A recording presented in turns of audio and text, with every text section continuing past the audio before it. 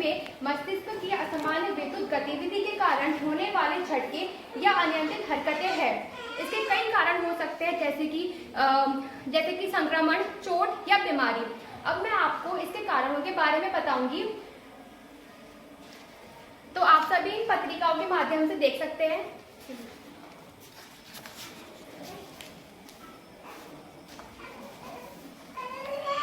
तो नवजात शिशु में संक्रमण होने की बहुत ज्यादा संभावनाएं हो सकती है, जैसे कि जो संक्रमण होते हैं वो किसी बैक्टीरिया या वायरस के शरीर में प्रवेश करने से हो सकता है। दूसरा कारण है इसका जेनेटिक बीमारी। तो ये अगर शिशु के माता पिता या रिश्ते में अगर किसी को दौरे की बीमारी रही हो तो शिशु को भी होने की बहुत संभावनाएं हो सकती है। तीसरा कारण है इसका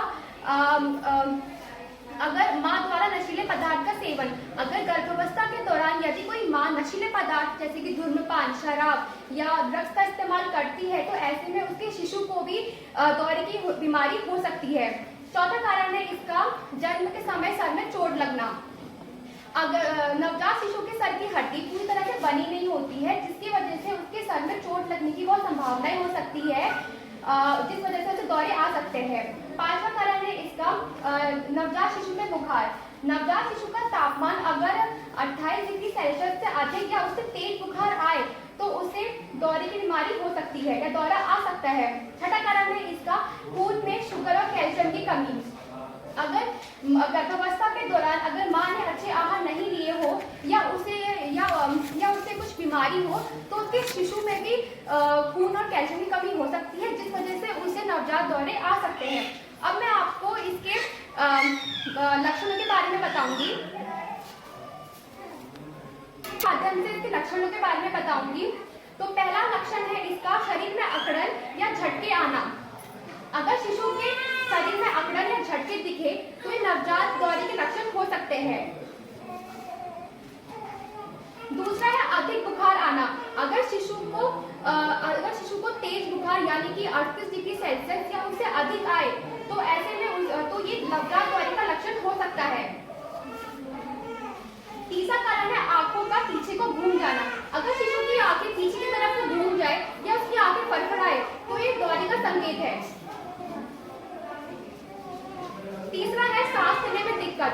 अगर शिशु को सांस लेने में तकलीफ हो रही हो तो इस लक्षण को नजरअंदाज ना करें।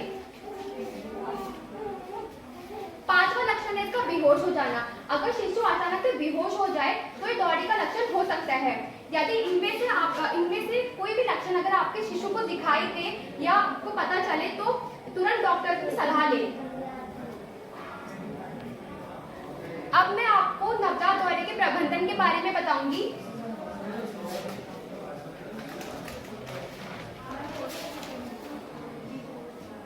तो इसका पहला प्रबंधन है घबराए नहीं। अगर शिशु को दौरा आए तो ऐसे में घबराए नहीं, मन को शांत रखकर दौरे से जुड़े उपाय करें। दूसरा है पकड़ो मत। अगर शिशु को दौरा आए तो उसमें पकड़ना नहीं है। बहुत लोग शिशु को पकड़कर उसको थपथपाने लगते हैं, तो ऐसी गलती ना करें।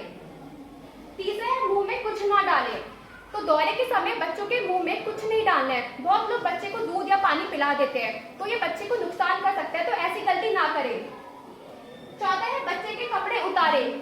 तो दौरे के समय हमें बच्चों के कपड़े उतार देने हैं ताकि उनका शरीर का तापमान सही रह सके।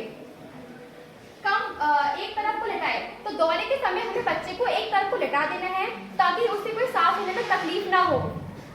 फिर है डॉक्टर की सहायता ले। तो दौरे के समय हमें घबराना नहीं है। तो बच्चे को दौरा है तो घबराना नहीं है और डॉक्टर की सहायता लेनी है। तो अब मैं सारांश प्रस्तुत करना चाहूंगी। जैसे कि मैंने आपको पहले दौरे की परिभाषा बताई, फिर मैंने आपको उसके कारण बताए, फिर मैंने आपको उसके लक्षण बताए और अंत में हमने जाना कि दौरे के प्रबंधन कैसे करना चाहिए। अगर आपके मन में कोई भी प्रश्न हो तो आप पूछ सकते हैं। धन्यवाद।